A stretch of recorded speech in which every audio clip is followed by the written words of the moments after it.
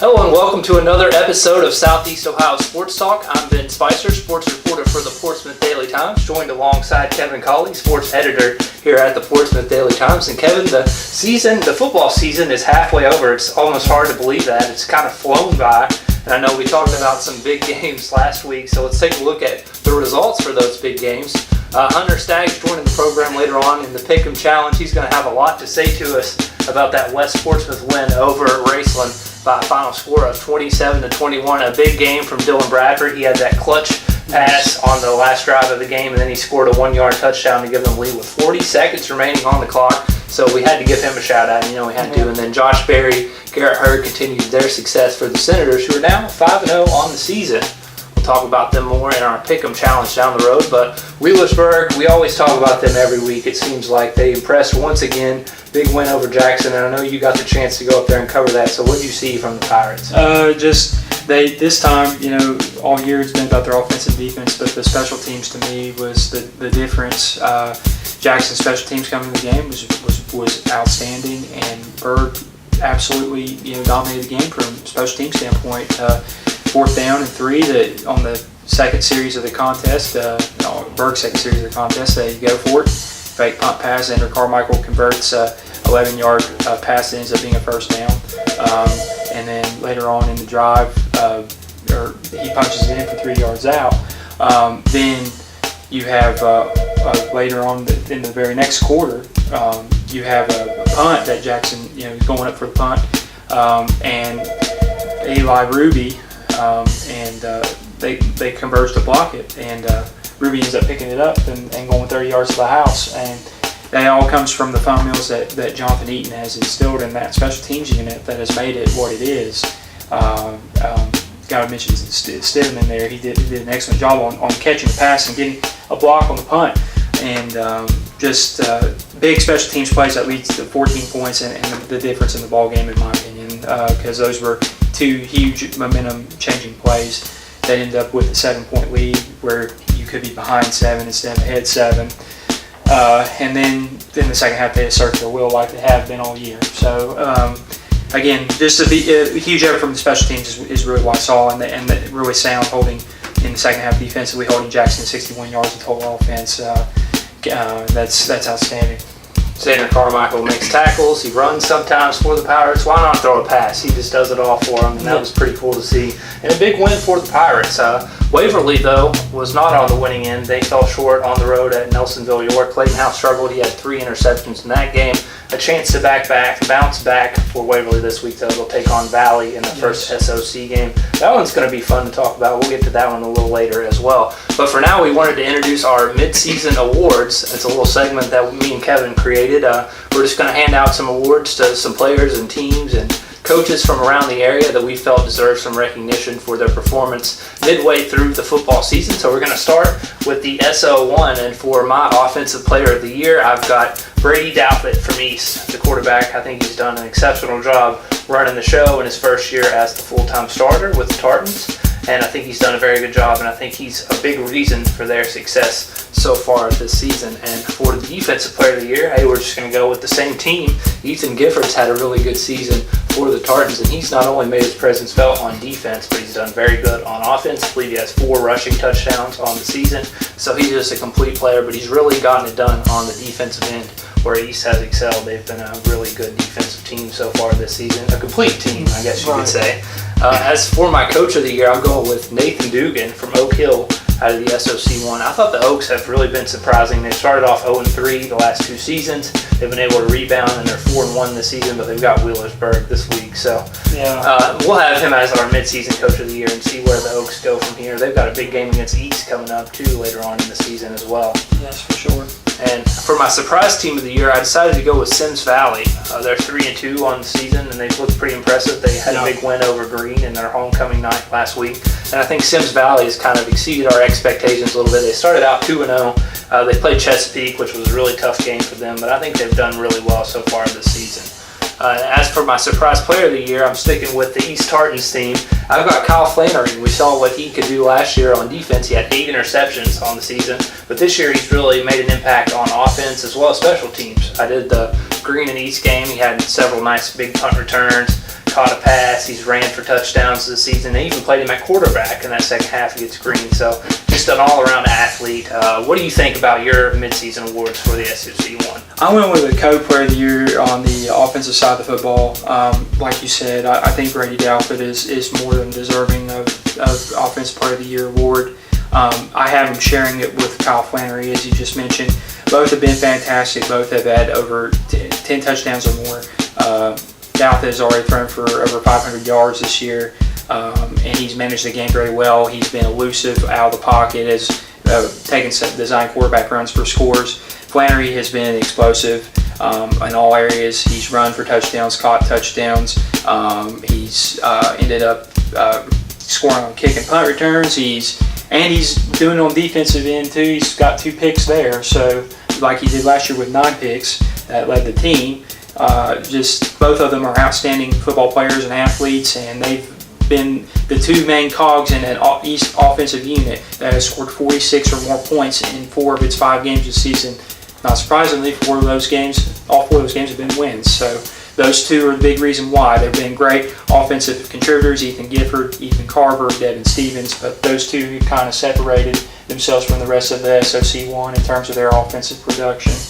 As far as my defensive player of the year, I'm going to go with Oak Hill's team in general, but mainly Bailey Clutters. I think he, in particular, has provided the energy and the toughness necessary for this Oak Hill defensive unit to really excel. I think that is where Oak Hill's made the biggest amount of change and difference as they started off the season like East 4-1. They're 5th in the Joe Idle poll, looking good in the D5 rankings if they continue to do what they're doing.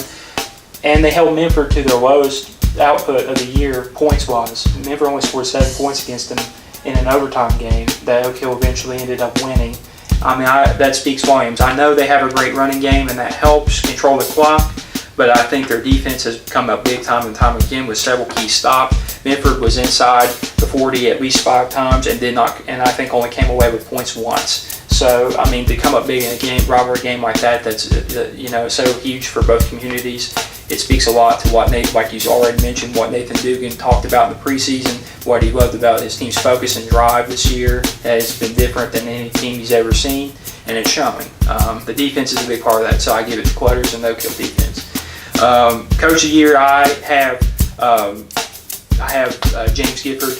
I think he's done an incredible job with the East program, turning them around from where they were just in 2014 to when he's taken over the spot the past 2 years. I mean, he went 6-4 in 2015, then back 10-0 season last year, and this year it could very well be 9-1 in another SOC1 championship. I think he's one of the best offensive line minds, probably the best offensive line mind around. He's great at getting his kids noticed from colleges, as noticed by Blaine Scott, Tyler Gerald before him, and then his own son. They've all gotten collegiate looks. Brady Dalford's gotten looks from colleges as well as others. So I really like James Gifford. I think he's an excellent coach. He's a player's coach, and he just gets the job done. Players love playing for him. It really shows every Friday night. The surprise team of the year to me is Oak Hill. I knew when I talked to Coach Dugan that he was expecting big things when he said this team is as focused and as energetic to be around, as enjoyable to be around as any I've ever coached. I did not expect them to do as well as they have against Rock Hill and Oak Hill and Minford, getting 2 huge 7-point wins. I know Chesapeake's fallen off the table a little bit here of late, but they only lost to Chesapeake by 7 on the road. They shut out Sims Valley, who you mentioned as your surprise team in the SOC1. I'm going with Oaks by a long shot on this one. They've been by far the most surprising team in the SOC1 and look very, very strong.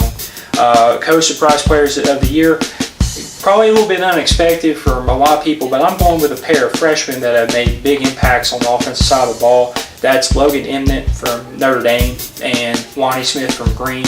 Those 2 are going to be outstanding running backs when they become underclassmen if they stick to the script, because Emnett had the game-winning 2-point conversion against Millersport earlier this year.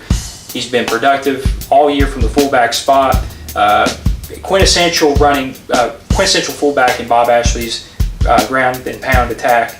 As for Wani Smith, he's put up big numbers already. He had over 150 rushing yards I think against West Union he had over 100 against Hannah, and he's had some big games already. They've had health issues, but I think his size and frame is definitely something that you could build on with a guy 6'3", 180 pounds running the football back there.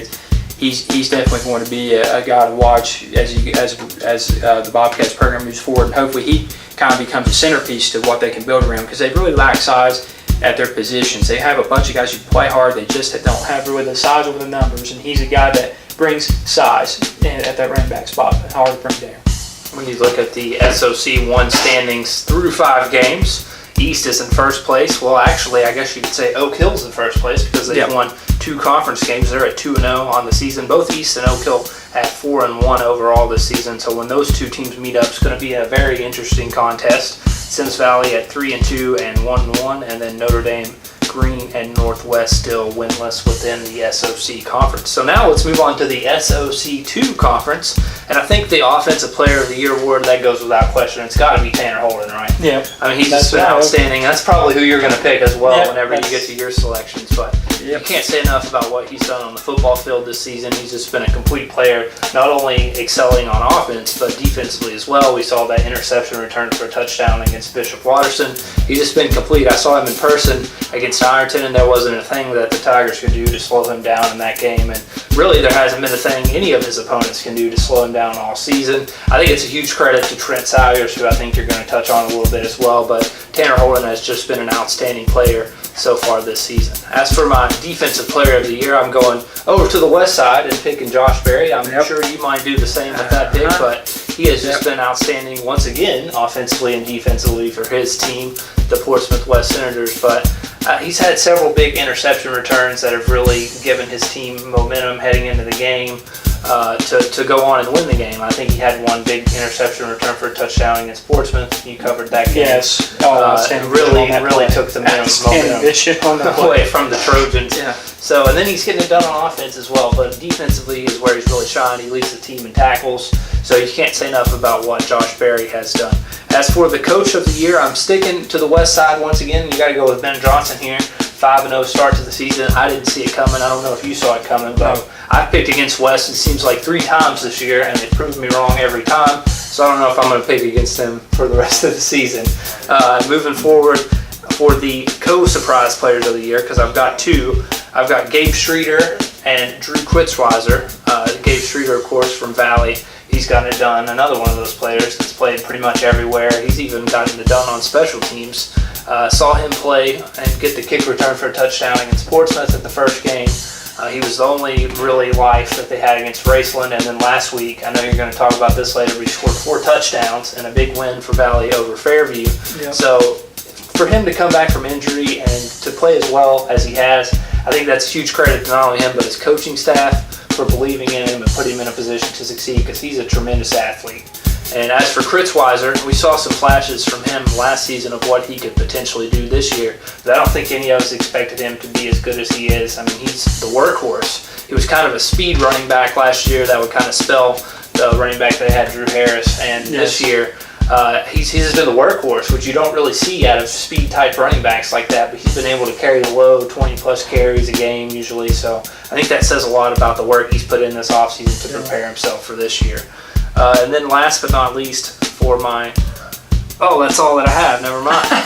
Kevin, go ahead with your award. The consensus on the Player of the Year is the same as Ben's. I have Holden as the Offensive Player of the Year. Tanner's been outstanding. Over 700 yards receiving through 5 games. Over 21 yards per reception. He had 13 catches against Jackson for 103 yards, and that's his worst output of the year so far. He's had over 200 yards receiving in every other game. I mean, that's just, or he's had at least 150 or more in every game, I'm pretty sure. Just been outstanding. I mean, he's shown off improved physicality from that position. He's makes a great Wheelersburg team phenomenal just with the game-breaking plays that he can provide from the wide out slot, and then at times when he's put in the game at the defensive back position as that safety, 6'6", hard to throw over a guy like that. And he's really, I'm really impressed with how good he is and the fact that he could be a D1 guy, football and basketball wise, how well he's adapted and stayed within the team concept. I think that's what's made Wheelersburg an excellent football program over the years. And I think that's what is going to propel them to a state Final Four and maybe even to a state title. You never know. He's one of those guys. I mean, you can tell the work's been put in, and kudos to him. I mean, it's outstanding. They just continue to key on, and he continues to just bust defenses like crazy with his production. Defense player of the year, like you said, Josh Perry has been absolutely phenomenal. I have no doubt to me there is not a player in this area that is more vital to the football team's success than Josh Perry has been. Josh Perry, 46 tackles, 3 interceptions, the 1 return for a score against Portsmouth. That was the official momentum changer that gave West the lead. He's made time after time big play. Every time he seems to touch the ball, it's guaranteed that he'll get 6 yards per carry or 6 yards per touch out of it. He just is a relentless animal out on the football field. He just 2 sacks. He gets it done from all ends. You could have put Cody Staggs in there with the fact that he has 4 interceptions, which leads the team. I think that's very, very impressive. But I have to give the nod to Josh Perry, simply for the fact that in addition to his defensive exploits, he's playing all over the field on offense. I mean, he's playing both ways. He's playing running back at times. He's playing receiver at times. He's even thrown passes. He's shown definite capability in that area, and outstanding. He would not only be my defensive player of the year, he would be my all-purpose player of the year, even over Gabe Streeter. That's how impressive he has been. I just think he's an outstanding individual that you would want to build your team around. And I'm so excited to see what he can do after his junior year ends, and he gets another year to develop as a senior. And he's so much fun to watch. But one of the funnest football players I've ever watched in person. Coach of the year, I have a co. I have Rob Woodward of Wheelersburg, Ben Johnson, West winning, sharing it. Coach Woodward's just done an excellent job getting his team prepared week after week. You can have the talent, but you have to get them mentally prepared and mentally right. And every time you talk to him, you can just tell that the team is mentally prepared. You can just see it in their eyes. I was on the sideline, hardly heard any players talking. They're all focused on the game. Most players are sometimes are drifting away from the action and they don't really pay attention. Every player seems to be really tuned in and watching, seeing what the guy in front of them is doing. And that's really impressive for a team that has over 90 players on the roster, for everybody like that to be tuned into the game and really want to learn and know the details. It really shows how dedicated this team is. It shows the kind of workmanship and the work ethic that Coach Woodward has instilled in these guys. As for Ben Johnson, one of the best X's and O's coaches around. Said it before and I'll say it again. His ball control offense has done wonders. Under his tutelage, Dylan Bradford has 8 touchdowns to just 1 interception total. It's been an excellent year for him, even though his numbers wouldn't, suggest that he's had an outstanding year. In my opinion, the numbers don't always tell the entire story. I think Dylan has, and that's because of Ben Johnson. Garrett Hurd's been outstanding. Barry has been outstanding, and the whole team has raised its level of play.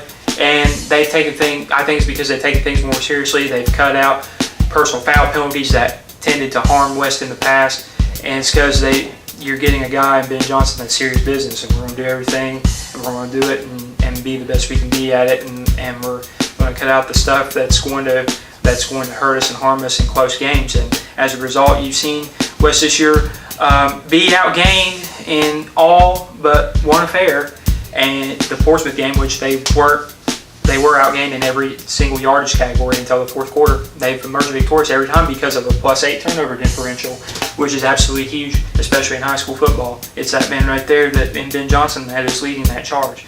His players have to execute, but he has to teach those skills and instill those qualities in his guys too, and he's doing that. The surprise team of the year is West, again, for the reasons I just mentioned, the +8 turnover margin. I did not think any team around here would have a +8 turnover margin, but West with 13 turnovers forced to 5 given up is really showing people what they're all about, and they're going to be a tough out. If you're a Burke fan and you're underestimating West, I would assure you not, because West's offensive line and defensive line packs a punch. It's a lot like Burke's offensive and defensive lines. They're downright nasty, and they get pressure on the quarterback and they'll force turnovers. Week 10 is going to be a dogfight. The Halloween Bowl is going to be as fun as it's ever been to watch. I actually changed my opinion. I'm going to go with the Co on the surprise player of the year as well. Trent Salyer's poise, not so much the numbers, but the poise from the quarterback position for a first-year starter has been outstanding to watch. 16 total touchdowns and just 4 interceptions has been excellent to watch. 4-to-1, touchdown to turnover ratio. I mean, that's what more can you ask for of a quarterback? And to have the leadership of the guys that he has in the huddle is outstanding. Not being a senior and then also being a first-year starter. He's just been great at dispersing the ball to his athletes and letting them do the work after the catch or after the run, the handoff. Then also Dylan Bradford, I really did not expect, also Dylan being a junior, I did not expect him to take care of the ball as well as he has had this year, but he's done a great job of that. Again, the 8 touchdowns to only 1 interception. His numbers won't overwhelm you, but they're a lot better than they look, especially in the second half of games.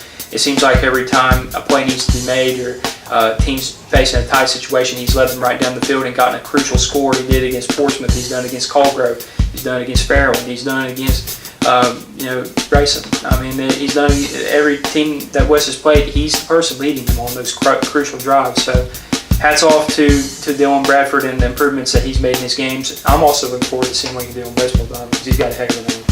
Yeah, I agree. And I think some person that we need to mention that we didn't include in our SOC preview or mid-season awards is Braden Tilley from Minford. Yes, I mean, he's done it every area of the been, field as well. So I think we need to give him a shout out too. He has been outstanding from an all-purpose standpoint. You won't find a more, probably tied with the Gabe Streeter right there for probably 2 of the most dangerous athletes that people don't pay attention to in the entire conference for sure. I definitely agree. So now we're going to take a look at our top performers of the week. And Kevin, you just said a lot, so I'm going to go ahead and go first for my top performers of the week. We're going to start with Jenny Campbell for Shawnee State Women's Soccer. She returned from injury. She didn't play for over a week last week, and she came back against Cincinnati Christian, looked very good. She scored 4 goals in that game, had a hat trick by halftime. So for her to come back from injury and just perform like that, I think says a lot about what she's put in the offseason and then what she did to rehab and get back in that short amount of time and contribute to her team right off the bat. So the Shawnee State Women's Soccer team is looking good this season. Season, Maddie Woodard and Campbell are a big reason why. That's definitely for sure. And I've also got to give a shout out to the runners at the Minford Invitational last Saturday. Tough to run in those conditions, yes. And all that heat, it was crazy. A lot of them were tired, and rightfully so. I mean, you're not expecting that type of heat. It's supposed to be fall, but it doesn't feel like it. There was a great turnout at that event as well. Over 12 teams participated. Several local athletes did very good in that race as well. So a huge credit to them for coming out in those conditions and to do as well as they did. I think says a lot about their training and what they've gone through, as well as their coaching also. Yeah, and sure. I ran cross country. I was very bad, but I think there's a psychological aspect to it, and those runners were able to push through the mental aspect of it and just go beyond their physical limits. And I think that says a lot about their character and them as athletes even. And last but not least, I wanted to give a shout out to Talyn Parker of the Portsmouth Trojans. First game he's played a whole game this season. He only got 4 carries in the season opener against Valley. He came back against Galley Academy. Unfortunately, the Trojans fell short. In that game, he's rushed for over 20 times, had over 100 yards rushing, and did score a touchdown as well. So good to see him back on the field. That's definitely for sure. Yes, he's an outstanding talent, and you mentioned the cross-country runners as well. It is. I've watching the cross-country meets I've had. They're probably some of the most gifted athletes because of their mental mindset. I don't know how they do it. You'll see runners claps after races. That's because they really give everything they have and block out everything mentally to get through those races for sure. I think that's just outstanding. My top performers are, as we mentioned before, Gabe Streeter had the 4 touchdown performance against Fairview. The 21-yard touchdown reception that he had from Andrew Shook to start off the scoring. He adds a 33-yard interception return and then 9-yard and 2-yard touchdown runs. He's done it before. Was outstanding against Colgrove. Had like you mentioned, the only source of life against Portsmouth and Raceland. He's a lightning bug. He's everywhere on the football field, and a guy that another one of those talented juniors that will be back next year that we'll get to see. I think he's no less than a D2 type talent, maybe better, because he's seems like nobody around here can catch him. He as as an all-purpose guy, he's as good as you can find anywhere in high school football. As we touched on it before, also, Jonathan Eaton in the Wheelersburg Special Teams Unit deserves a shout-out for the block punt that was returned for a score by Eli Ruby, a guy that everybody at Wheelersburg is so proud of for his ability to overcome injuries and be kind of, despite playing in kind of a bit player role, embrace that role and come up big when his number was called. And he made a great play, ended up going on that 30-yard block punt return for a score that really changed the complexion of the game, in my honest opinion. The pass from Carmichael to Stidham was so huge because it sets up Carmichael's 3-yard touchdown run later on in the drive that really sets the tone for how the game's going to be played too. So give a big shout out to Jonathan Eaton and Berg Special Teams. They like to trick to pull some gadgets out of the hat. And they executed those gadgets to perfection against Jackson. And I think they really changed the game from a special team standpoint. We're probably the football team that takes it as seriously as anybody you're going to see from that side of football. Kyle Flannery scored 5 touchdowns against Manchester and absolutely deserves a shout out for that. A 10-yard reception, a 39-yard punt return, a 50-yard rushing touchdown, 2 5-yard rushing touchdowns to boot. Just an outstanding athlete. We talked about fast, elusive, provides a big frame. Is another junior in that group that's so talented. That 2019 class has really come up big several times this year in games. It's going to be fun to watch in the next two years. I can tell you that for sure.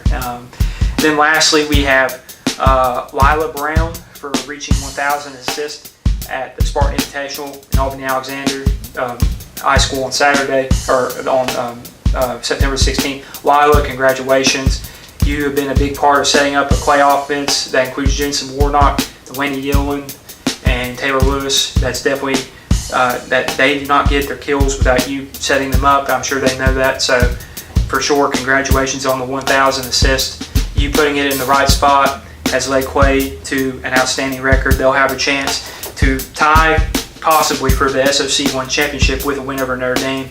Notre Dame clinches it outright with a win on Thursday. That's a big SOC1 volleyball matchup. I encourage anybody in the Portsmouth community or side of the county to come out to that one because that would be big time if you want to watch 2 of the best inside of county play. And then Ellie Ruby getting 1,000 digs. Just one of the best athletes that Wheelersburg has ever had in school history. A state track champion, excellent runner, and just an all-out gritty player who knows her role in general. That makes her just the quintessential leader and athlete that you want on any team. So Ellie, congratulations. We love your energy, enthusiasm, and it's well-deserved, a well-deserved honor for 1,000 digs and for being a top performer this week. Yeah, we were talking before the show about Ellie and just the enthusiasm that she had after that game. She had a huge smile on her face. I was able to talk to her after the game, and we produced that video for her. But she was just so happy, and you could tell that she had put in a lot of work. And our coach, Alan Perry, said she's one of the hardest workers on the team, and she's kind and so nice to her teammates. So it's good to give her that honor, as well as Lila Brown, 2 girls that definitely deserve it on the volleyball court. Both great academically. So that's as big as anything too.